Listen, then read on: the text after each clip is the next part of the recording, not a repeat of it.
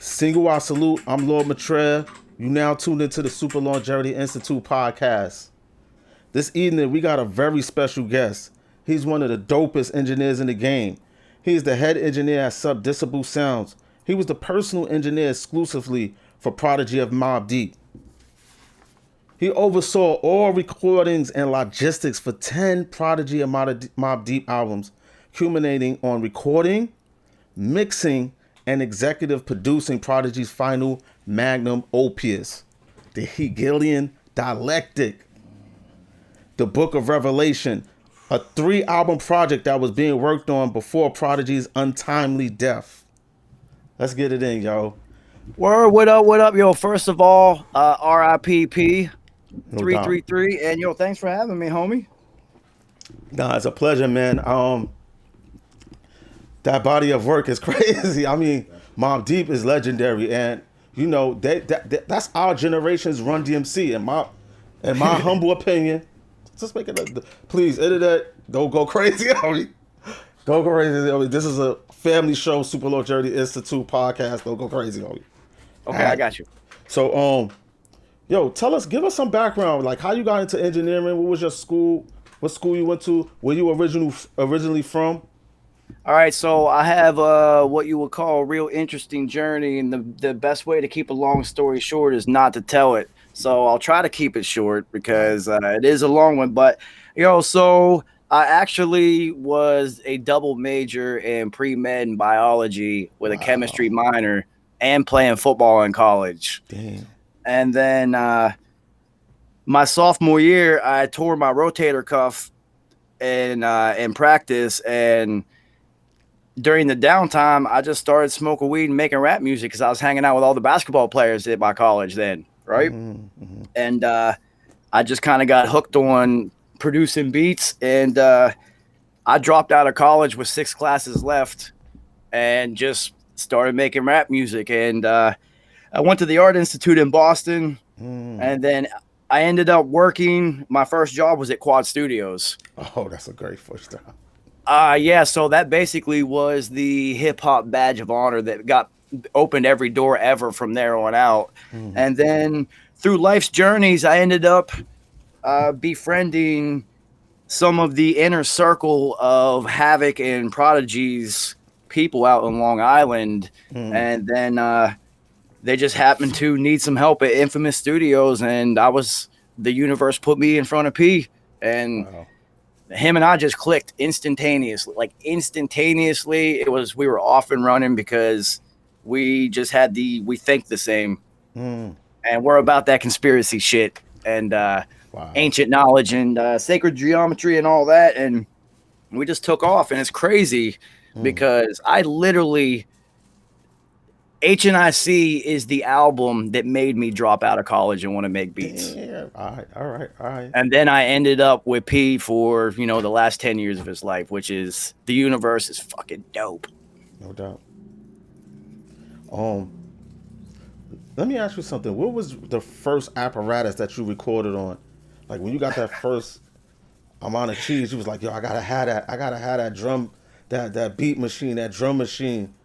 Well, if you want to go, like, once I understood what I was doing, then the first thing for me, because I went to college to make beats. I wanted to be Alchemist and Havoc.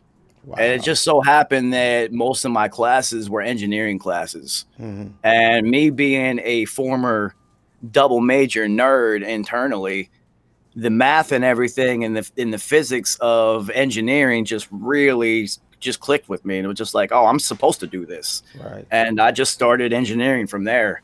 So for me, the first thing is I had to get a laptop and Pro Tools so I could like get in the game, because it was very fortuitous timing on my part, homie, because when I went to the Art Institute is when Pro Tools first came out as a commercial entity. Mm-hmm. So it's just like when it first came out was when I was just starting. So everybody was starting in it from ground zero. So I wasn't behind as far as running Pro Tools. I was just behind as the audio knowledge. Mm-hmm. So I just had to catch up on that. As far as producing, I tried everything, man. I was fortunate enough to sit around Havoc and Alchemist and bang on MPCs, but I'm just not and all that with them. But when Machine came out, they approached Havoc personally, and Native Instruments came to him and showed him how to use it. And then he came to Infamous Studios and was just like, yo, Machine is dope, man. Here, you can have this MPC. And he got me on. I've been using Machine ever since then. Wow.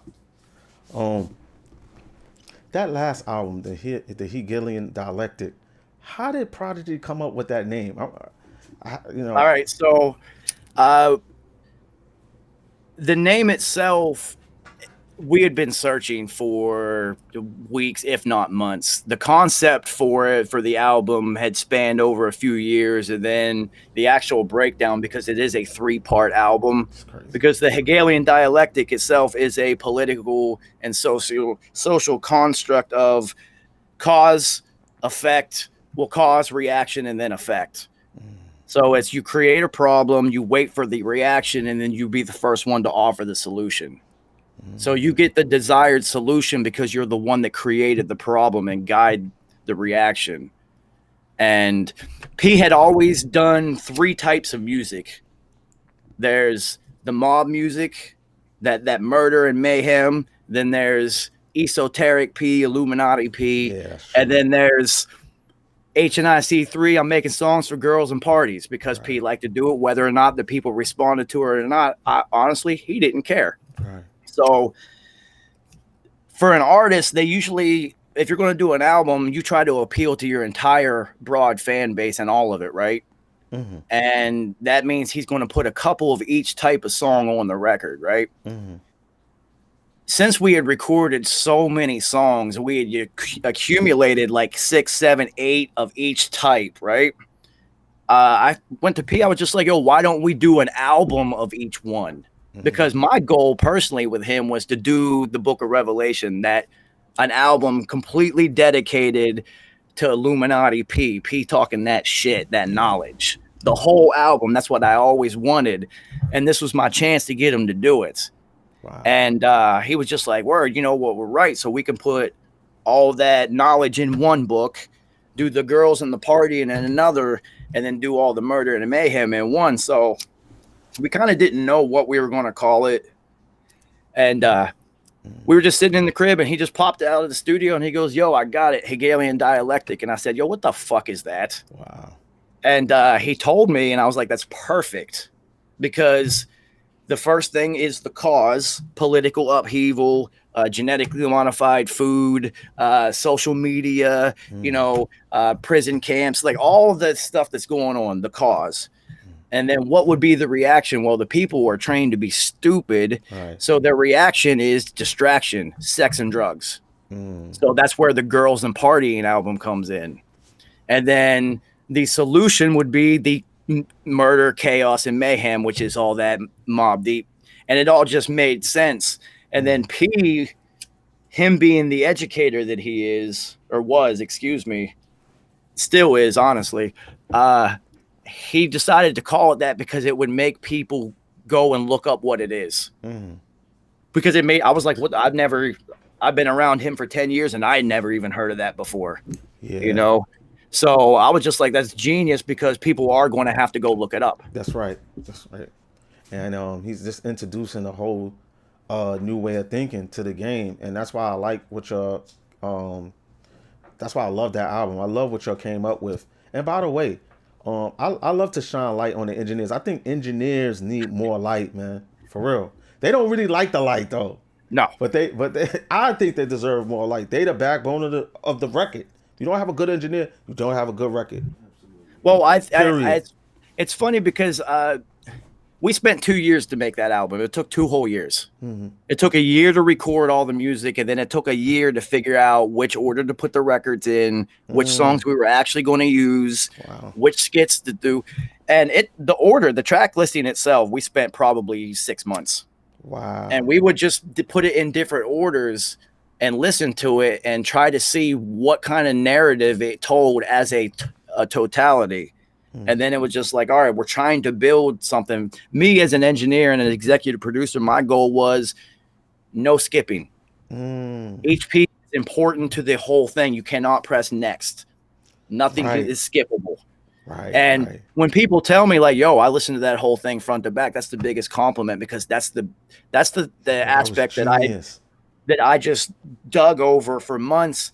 And one thing that I did to take it to the next level, because I knew how important this album actually was, and this is a lesson for all these producers out here, is once we figured out, myself, a track listing that I was comfortable with, as, all right, this sounds like a good album, I went and took the instrumentals and put them in the same order and listened to just the instrumentals to see if the feeling that it gave was the same narrative, Right. or did it was emotionally, was it different? And then that really played a part in how we structured it.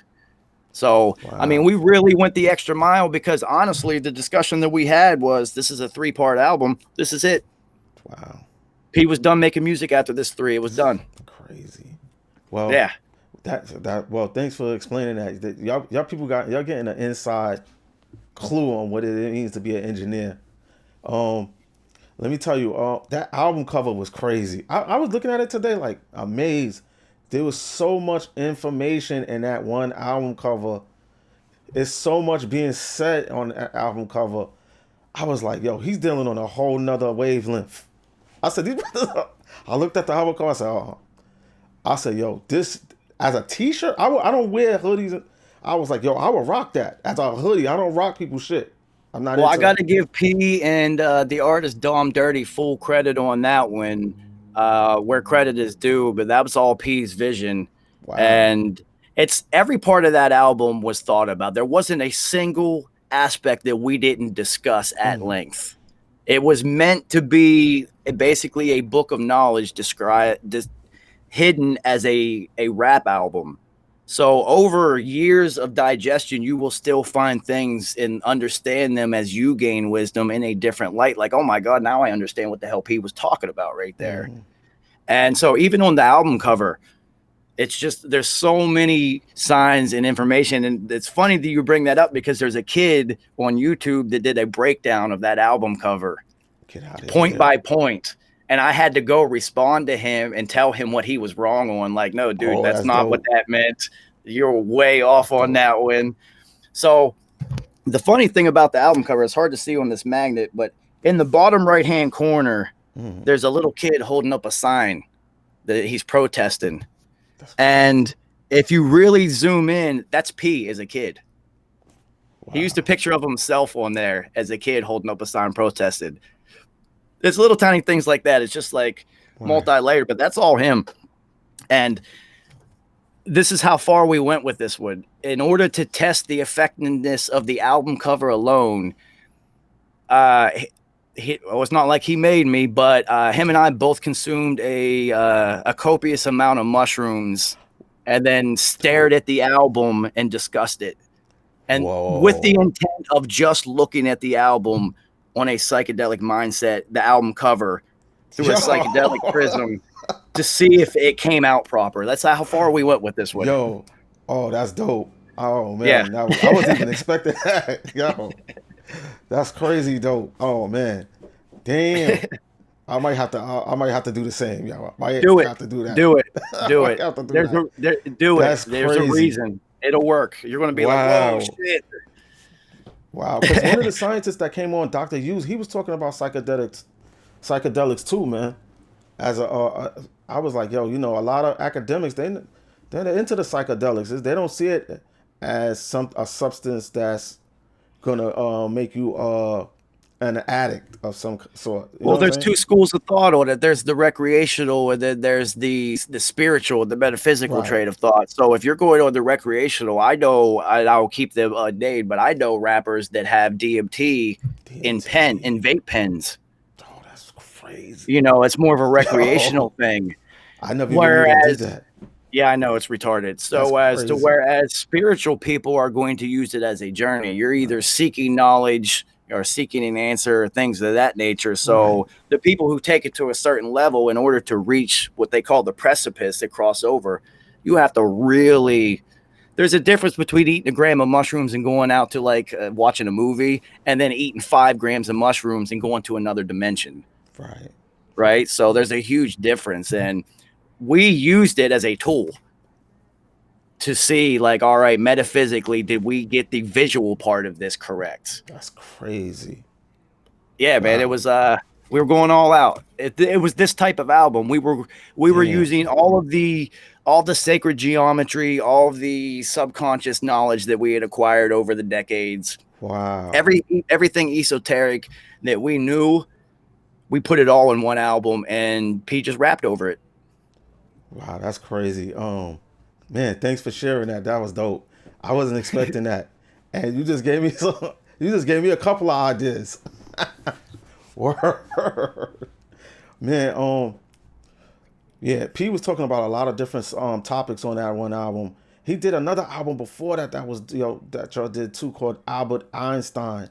Yes. Y'all did, that was a dope album y'all did too. I was like, yo, people sleeping on this. Yeah, that's so Albert Einstein was that was an experiment. And so Wow. Right. during the time I was still trying to convince P to make Hegelian. Like, we got to put out this knowledge. And he's like, you can't put all knowledge. You got to sprinkle the food or the medicine with the food. That's what he always used to tell me. I was like, nah, just jam the medicine down their throat. Fuck that shit.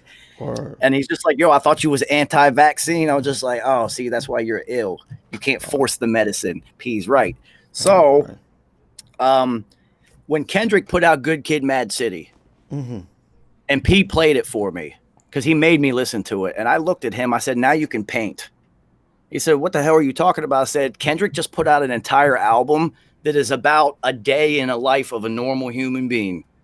There's not a radio single on it, nothing. It's the #1 album on the planet. This kid's going to be a rock star now. Now you can do a whole album that's just about one thing. So before we did the specialization of Hegelian, P went and basically made a horror movie into a rap album. Wow. And he just put out, there was a lot of frustration and anger that he just was able to vent musically. And then, Alchemist and P together, like, come on. Wow. That's like, there isn't a better pairing for solo work than Al's production and P's rhymes, because they're both so weird. P rap left-handed, third bar rhyme style. Alchemist's production's all weird. There's all stuff, and it's such a perfect marriage. Yeah. Wow. So Albert Einstein was fun. It was a fun one. Yeah, and the cover was just like, it was like distorted. I was like, wow, this is crazy. Albert Einstein looked crazy on that album, yo. I was like, wow. Once again, that's P's idea at Daub Dirty. Executed. P just said, yo, Daub, take that picture of Albert Einstein sticking his tongue out, and I want you to just fuck with it. And then literally there were no changes done after he sent the first draft. It was like, oh, yep, that's it. That's it. You nailed it. This is perfect. Wow. It's crazy. Wow. What's so funny? Oh yeah, thanks for showing. That's crazy. That album cover was. I was like, yeah. Shout out to Daub Dirty, man. He has been. Man, you did your thing. I still like art cover. You know what I'm saying? Because we're in a digital age. People seem. That's why I asked you about the cover art, because it's like a lost art today, because everything is so digitalized. People forget that the album cover art is a part of the whole project. You know what I'm saying? For people from our generation, it is. Right. Because we used to go to the record store on Tuesdays because that was release day, right? Right. We'd go on Tuesdays, and then you would just dig. You had to catch you visually. Yes, there were everybody, from our era.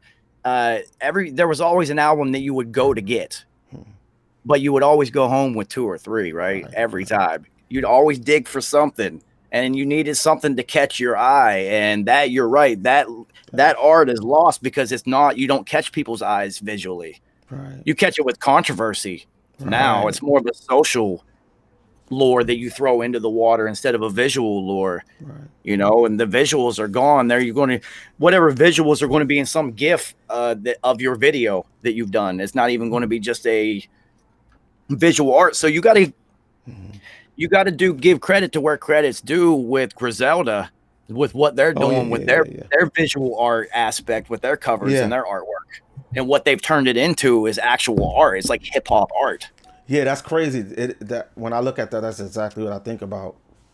Yeah, they're definitely their art is definitely on the next level. I definitely peeped that out. I was like, wow, they got some great artists over there.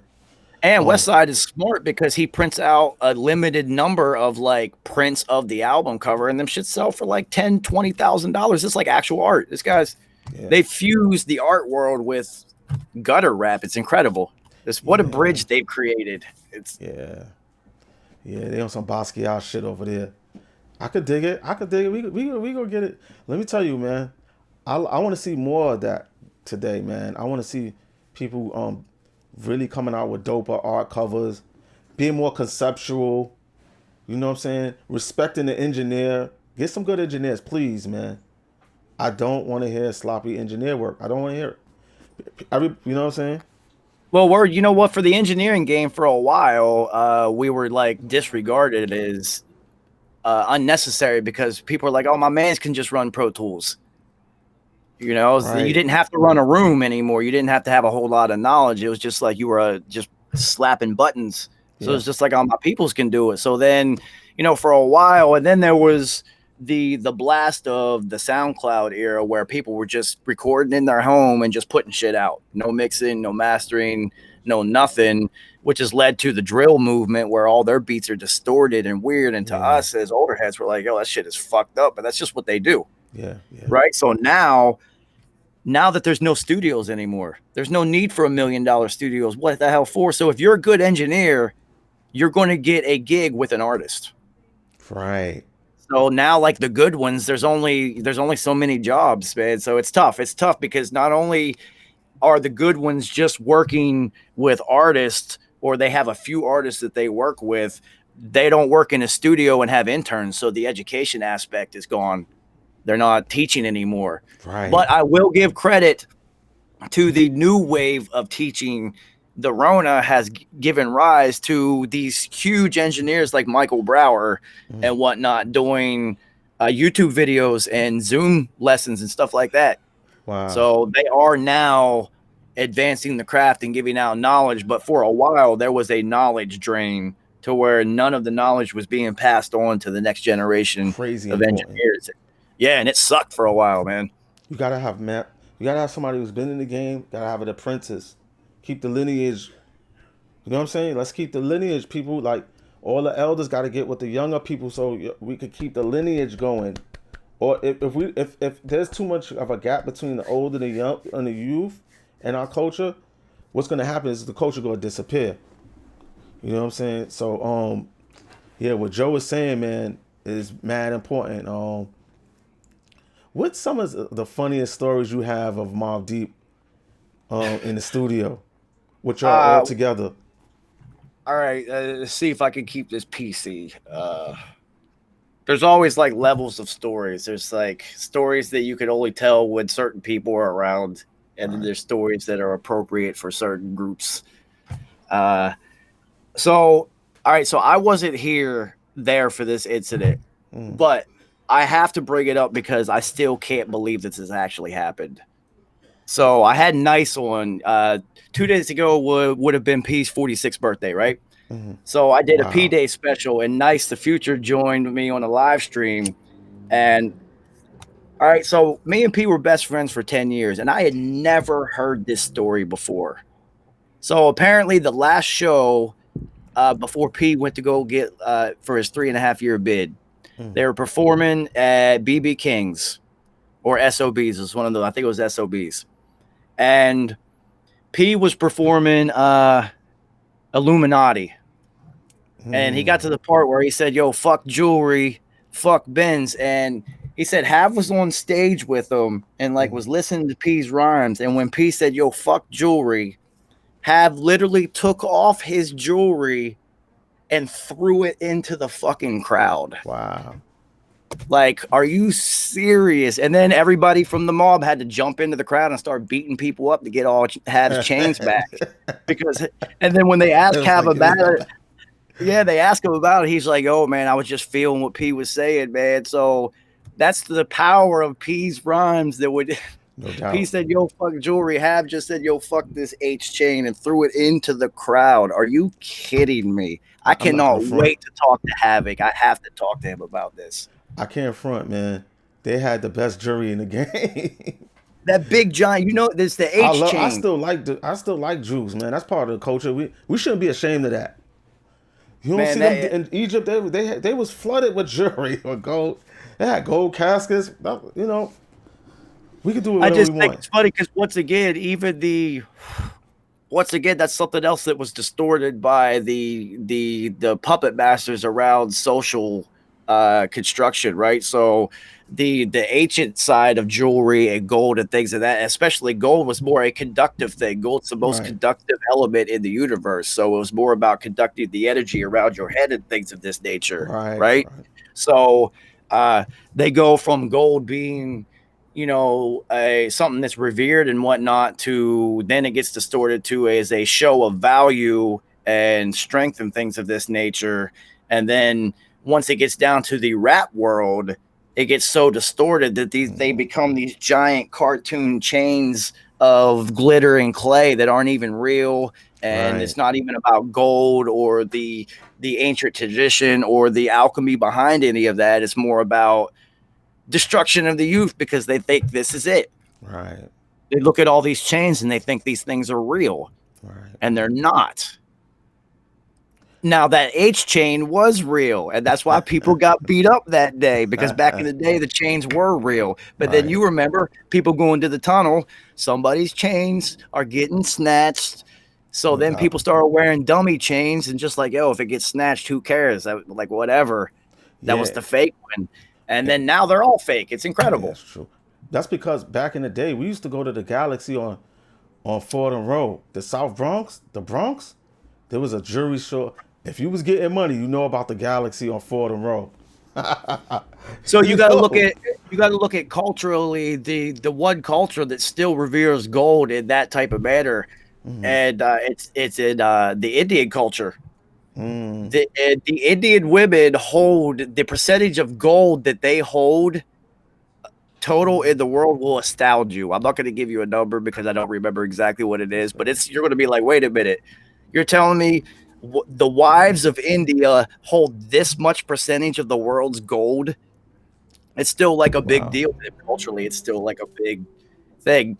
So it's just, once again, every message in rap completely distorted, Yeah. 100%. Yeah, I always liked the Nefertiti pieces on the woman. It had to have some type of African spin on it. Your jewelry had to say something. You couldn't just be wearing it it had to symbolize something to me. You wanted to give out a certain vibe with you. Like Nas had the death mask of the pharaoh on his. I was like, oh shoot. When I first seen it, I was like, yo, that's crazy. He had I the think pharaoh, that the death mask of the pharaoh on the his chest. rap culture revered jewelry in the same way that they do tattoos. All right, so Nas don't have a lot of tattoos. It's going to be something that he thought about that means something. It's the same approach to his jewelry. Right, right. It's not going to be something crazy. It's going to be something that means something. Mm-hmm. To whereas like Lil Wayne's got 8 billion tattoos, he's going to wear 11 chains at once, Yeah. including like one of Oscar the Grouch. What the fuck does that even mean? Like, Yo, why? I, I don't know what's going on out here. I mean, yo, everybody's doing their own. Listen, man, the culture is taking a different spin. I never thought I would see it, but hopefully, we could get back on track. You know what I'm saying? If Joe the engineer keeps going out talking about his engineering, all the great works of art he worked on, you know what I'm saying, as far as Maldives and the God Prodigy, you know what I'm saying, we could fix this. We could fix People just this. got to care about shit again. That's pretty much it. You just Yeah, have to man. care. We cared about that album. We put 2 years into it. You remember back in our day, Yeah, if you sure. got more than one album a year, that second one was trash. I don't care who it was. Like Yo, you that's spent true, a man. year, you spent a year working on it. It was work. You like crafted. It might take two. And the bigger the artist you were, you could take 2 to 3 Yeah, years to do easy. something. But you always had to deliver, and they did. And now with instantaneous music, the only artists who are capitalizing correctly is Griselda. They understand. Listen, we Yeah, got to put out an album every month because that's just the way the world works nowadays. right. So it's just like bang, bang, bang. Let's just bang them out because whatever. Eminem's not going to put out an album every month. Even Travis Scott's not going to put out an album every month. Right, right, right. Drake isn't. Like But if you're young and coming up, you have to sit there and make that much noise. You're literally taking. P always said it's rap music's like buying lottery tickets. You're just hoping one of them hit, and Griselda's just buying more tickets. Damn. We're out here buying one at a time. They're buying fistfuls of them, and it's working. Yeah. It's working. Everybody's getting on billboards, and I couldn't be happier for them. I love it. Go get it. Yeah. I mean, in the Bronx, we like Iron Sheik. We got a cat named Iron Sheik. Yo, Iron Sheik, what up? We got a cat named Iron Sheik that's nasty, yo. You know what I'm saying? He needs to get more light. I want to see him get more light. Word up. Well, we got that's the issue. Is just like, how do you, that's always the issue. How how do you notice one drop in the ocean? Wow, that's a good. Well, I mean, let me give you some numbers. I'm going to give you some numbers that are going to astound you. There are over 1 billion songs on iTunes that have never been clicked. That's crazy. So let alone all the ones that are making money, have been previewed and just clicked once, ones that have been bought once by the guy who made it. There are over 1 billion that have never even been clicked once. So how do you notice a drop in the ocean? Wow. I don't even know how to answer that. I won't be honest with you. I don't even know how to answer that. That's yo. It's got to be a drop of blood, and you got to be willing to allow the sharks to swarm. You see how this game works? Yeah. So, and that's how it's going to work. And it's just like and especially nowadays, in order for you to get some sort of backing that's going to get you exposure, and the exposure in today's climate equals playlist. Is your records getting on Spotify's hip hop playlist? How did you get on there?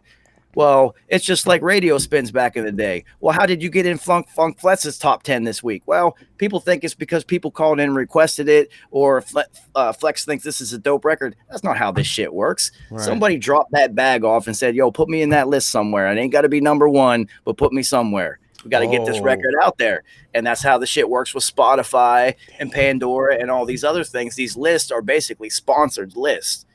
So they plan to play. Yeah, it's the new payola. So if you don't have a machine behind you, unless you have come up with something that the industry thinks it can use, like some little kid puts out some pop record or whatnot, and they're like, oh shit, we can ride this one. Like Drake, if he's finds somebody that no one's ever heard of, he's doing the remix and riding that wave. Right. Then discarding them immediately, right?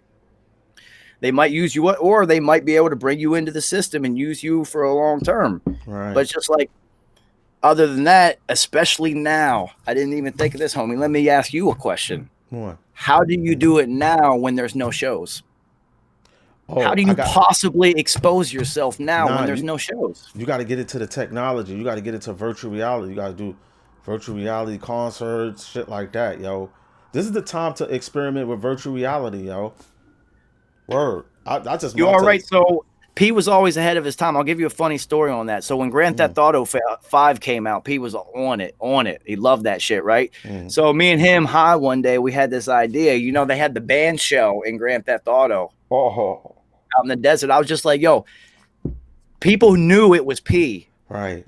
When he was playing. I was just like, yo, just tell everyone you're going to do a show and go to the band shell, and I'll play Shook Ones, and you perform over your mic and have everybody just there like wilding out. It'll be like the first live performance in video games. And now look what Travis Scott and these other artists are doing with Fortnite. I think that shit is amazing what they're doing. I never even knew. What are they doing? I haven't All right, so Travis Scott did this thing. They and Fortnite will do live performances. And so they have like this 10-minute long performance from Travis Scott, but they have it's like this experience in the game, and you can go in and just watch it, and it is immersive, and it's like, that's crazy. He's like 100 feet tall, stomping around for like 10 seconds, and you're walking. It's like really, really amazing. And it's just like, you're right. You have to do stuff like that, but look what people are doing already. Wow. How do you get a deal with Fortnite? That's $1 billion company. Wow. They're not dealing with me. They're not dealing with you. They're dealing with Travis Scott. Wow. Well, I'm gonna get on that level, you know. Peace to all my tech people that watching Silicon Valley. You know, y'all. I know y'all know about Lord Maitreya. You know what I'm saying? Shout outs to everybody in Silicon Valley if you listening. You know who's going to do what an artist should do, right? So an artist used to always team up with a producer to help craft their sound, and then possibly you might team up with like a video guy, like P did with Dan the Man, who's going to like give you like a visual like edge. This is what like your stuff. It has the same feel all the time. A younger artist is going to be in school somewhere, and he's going to team up with a tech nerd, and they're going to be the ones that are going to do the new dope shit. Because you're going to need a tech nerd who can program and do stuff like that on your team now in order to stay ahead of what's going on. Because it's like you're playing Fortnite and you see Travis Scott in the game and you're a rapper. You're just like, well, damn, how the fuck do I get there? Right. Like shit, I'm putting my music on SoundCloud and YouTube, and these kids don't even know the numbers on SoundCloud and YouTube. So I heard a YouTube figure today. Every day there are 1.8 billion hours of video uploaded to YouTube. God damn. Every day. It would take you something. I think they said it was like 400 years just to watch all of the videos that have been posted today on YouTube. Wow. So once again, how the fuck do you get noticed amongst all of this? So that's when you see kids and artists get desperate and they start doing wild shit, like wearing a diaper. Right. And that's why they doing that. You know, because and having rainbow hair and things of this nature. It's like, how the fuck do you stand out if your music isn't any good? Right. You know, if you're Kendrick and your music is exceptional, it's going to work for you. Right.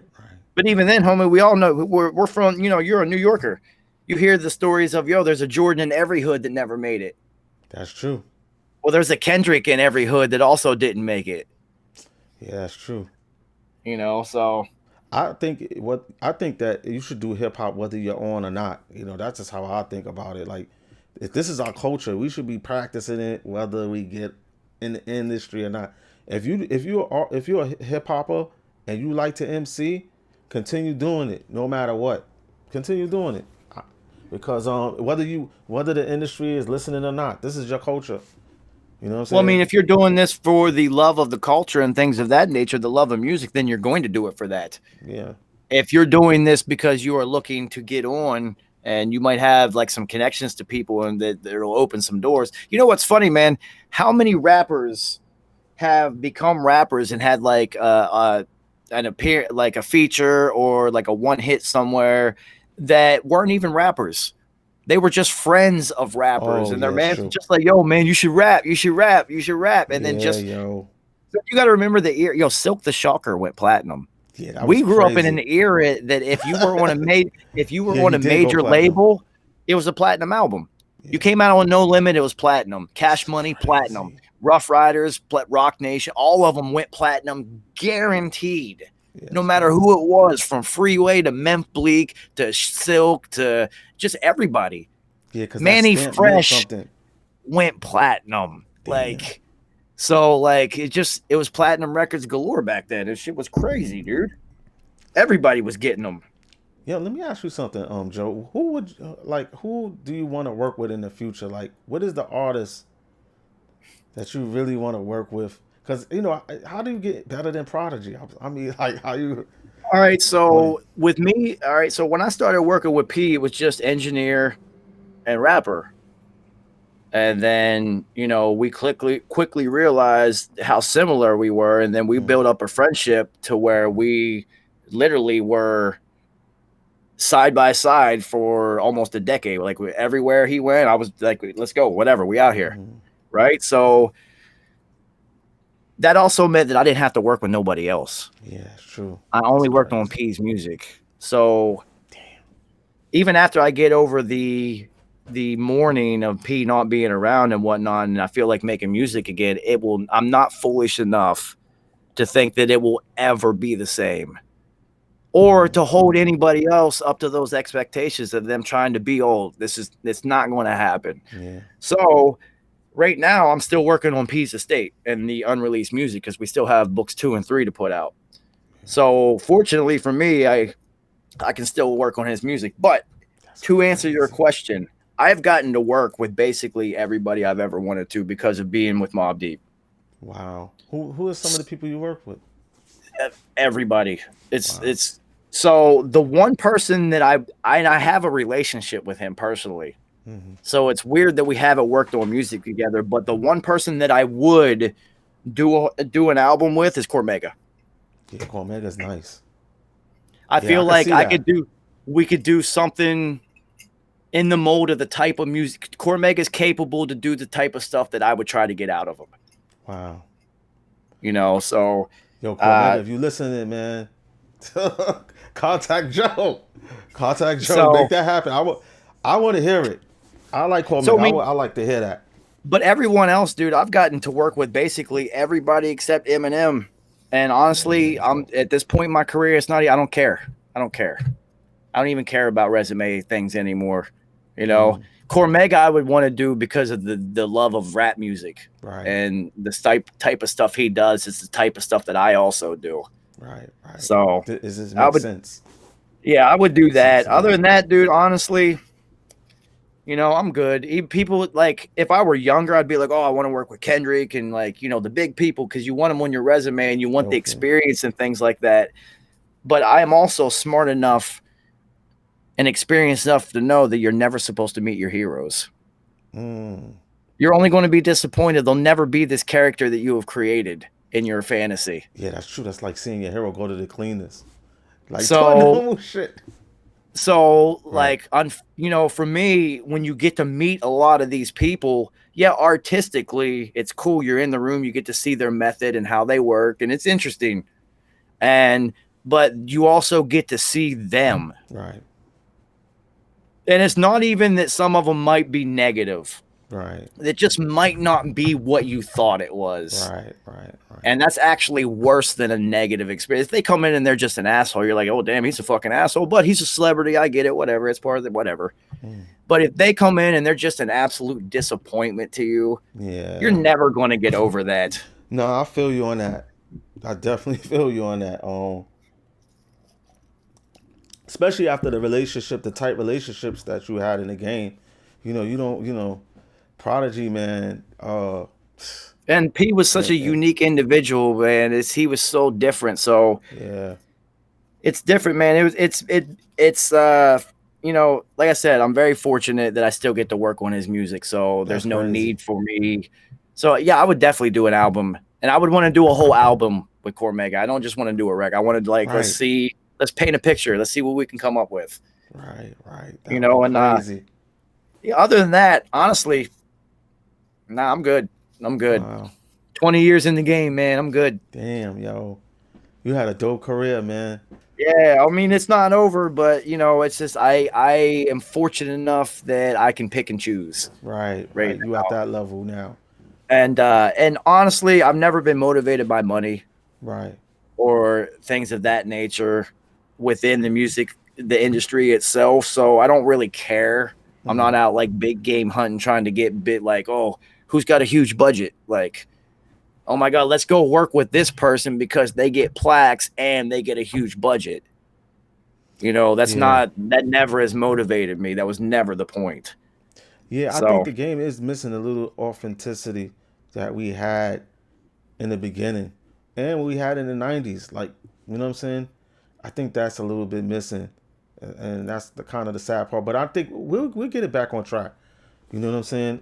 There's hope. I ain't trying to paint a gloom and doom thing. Well, for the no, culture. I feel like the message and for rap is still the same, right? It's the idea is to use this music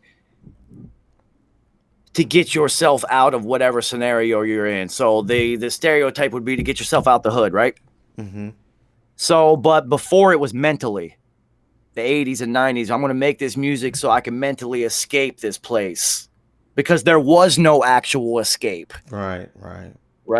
And then now it's viewed as, a lottery ticket. I'm going to use this music so I can escape the fucking hood. Yeah. It's not a mental thing. You're not just escaping so you can reset and then come back and deal with your problems and better yourself, your community, things of this nature.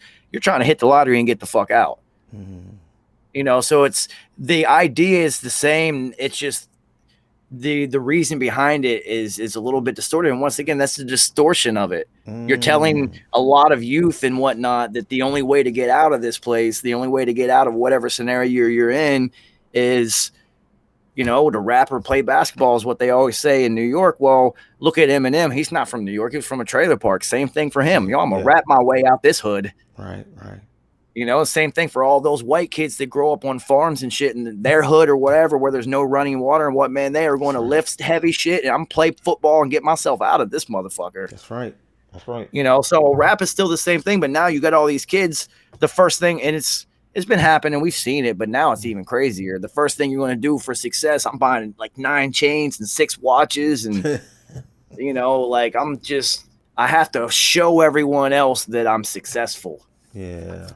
So the real question is, who are you trying to prove that to?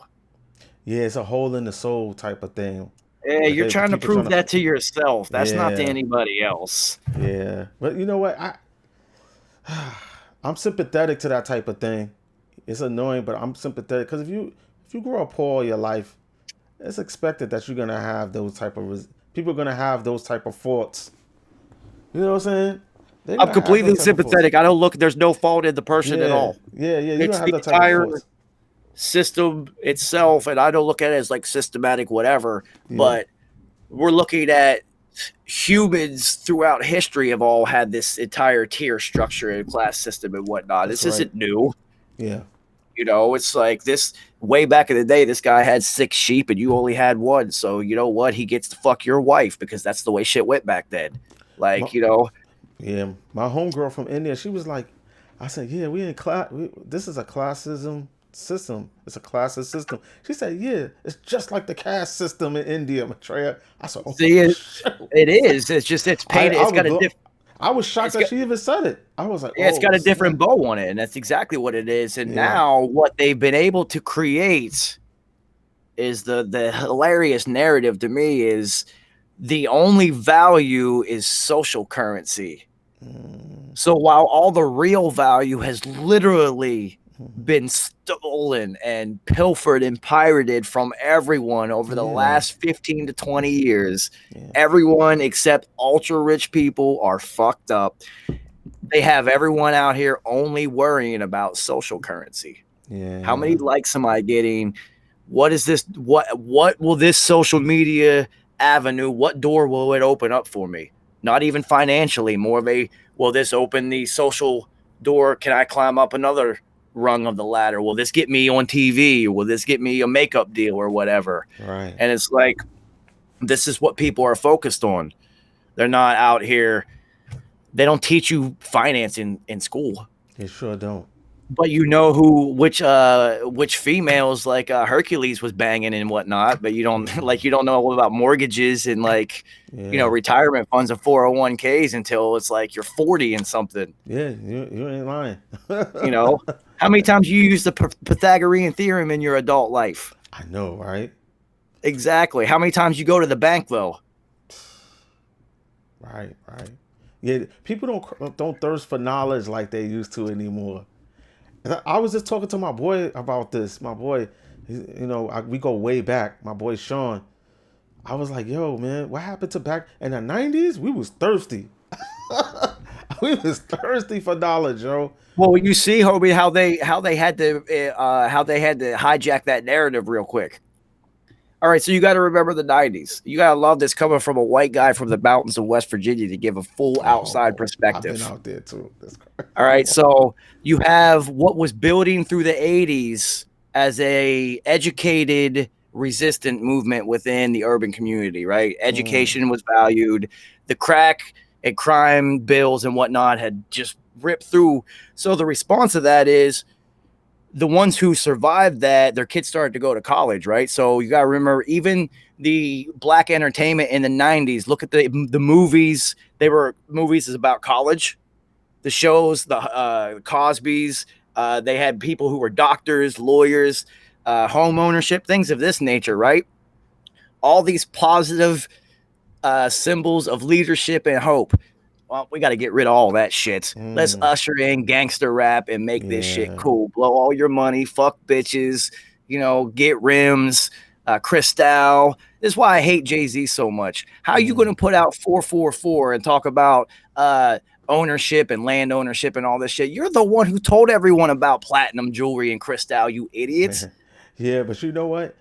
I see. Maybe he's a different guy today. Maybe he's evolved. You are right. You are Maybe right. he People do evolved, grow, but but at least take ownership for that shit. Don't act yeah, like he you do. were. He got his Don't. karma is really, yo. He definitely got a lot of correcting to do because you definitely led a lot of people down the wrong path for a little while. You too, Dame Dash, but it's okay. Y'all gonna get it right. Y'all gonna get it right. You're trying to get it right. I see what you're doing. I like the new moves you're making. I would like to see more unity out here. You know what I'm saying, amongst your brothers. But maybe it ain't over. It ain't over yet. We don't know what tomorrow's gonna bring.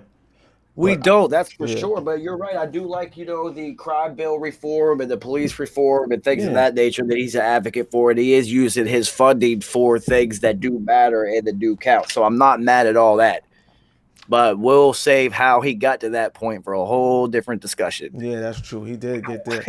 I mean, you want to get right? Come holler at me, Jehovah. Come holler at me. I'll show you how to get your karma right in the culture, yo. I'll show you how to get that culture. I'll show you how to cleanse your soul, but I'll show you how to cleanse your soul, B. Because a So lot what of do you people, think about Kanye running for president? I think that people are doing stupid stuff out here, and I think that the culture needs to go to the next level. Akon is building a city. Why hip hop city? Why we don't have a hip hop city? Why we not unified? I want to see graffiti on bullet trains, B. All right, let me play devil's advocate. Let me show you the genius in Kanye. He does things to accomplish things. All right. So if I, as Kanye, tell the whole world that the artists need to own their masters, we need to reform the music industry. This is more of a slave plantation. We need to tear this whole down. I'm actually going to give my masters back to all my own artists and lead by example. No one hears it because the masters of the universe are not going to allow that message to come out.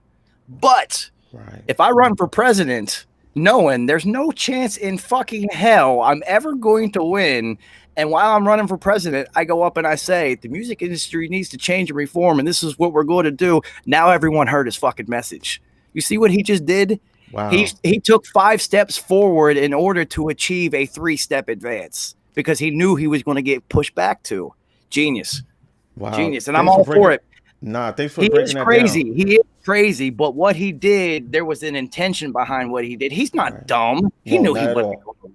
People are like, oh, it's his ego. No, it's not. He was pushing for the music industry reform for like the last 2 years, and no one said a word about it. No one heard him. He did have meetings with Trump. Trump's just like, yeah, let's see what we can do about this shit. And you saw there were streaming issues that got changed shortly after that because so many artists were like, yo, I'm about to leave streaming services. We're getting fucked. So he's shining the light on all these people who are about to lose a lot of money. Of course, they're going to make him look crazy. Kanye says there's only one way to get this message out. They already think I'm crazy. Fuck it. Let's run for president. Don't listen to me now. Genius. Now, I might be completely wrong. Right. I think you're right. He did, good move on his part because everyone heard it. Nah, Joe, I think you're right. I don't think he's stupid at all. I don't think he's crazy at all. I think the man is smart as hell. You know what I'm saying? I listened to his when he was on Joe Rogan.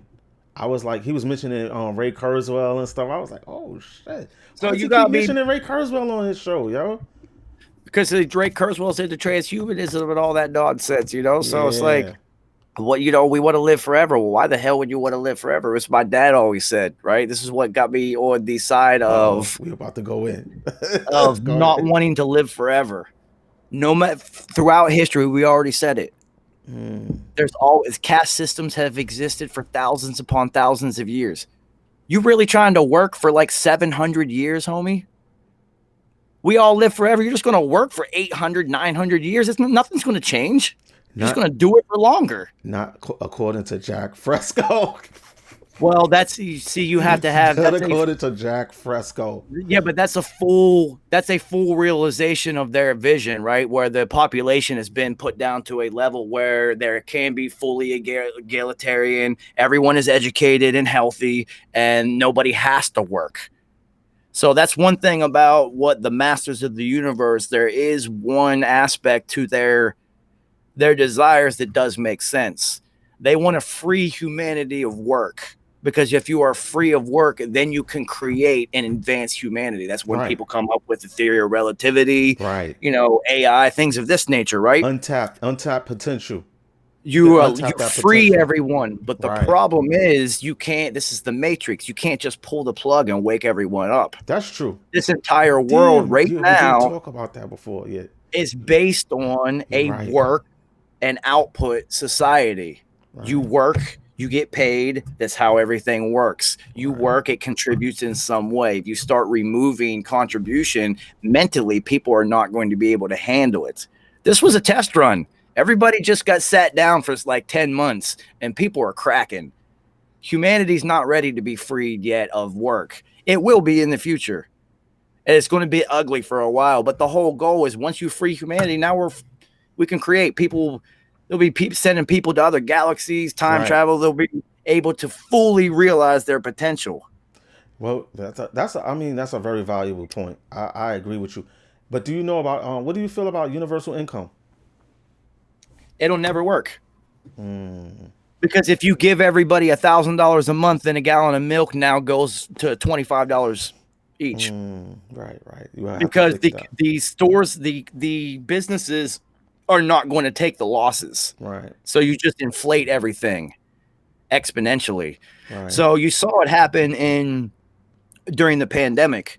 $600 unemployment bonus on top of your unemployment. Right. There were people who were making more money by sitting at home than they were working. Yeah. And there were people who were like, Crazy.